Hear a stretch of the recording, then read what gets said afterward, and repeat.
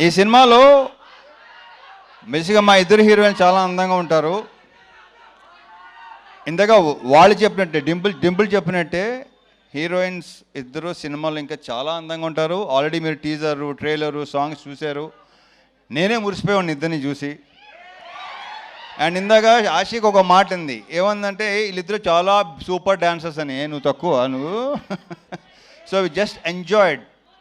ఆ ముగ్గురు పాట అయితే రేపు థియేటర్లో డెఫినెట్గా బ్లాస్ట్ అయిపోద్ది. ఐమ్ వెరీ ష్యూర్ మీరు అందరూ విపరీతంగా ఎంజాయ్ చేస్తారు. ఒరే ఆగరా బాబు. అయితే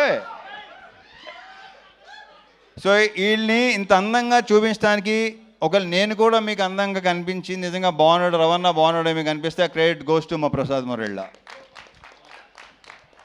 ఇది ప్రసాద్ మురళి నాది 3rd ఫిల్మా 4th ఫిల్మా 9th ఫిల్మా ఏంటే బాబు.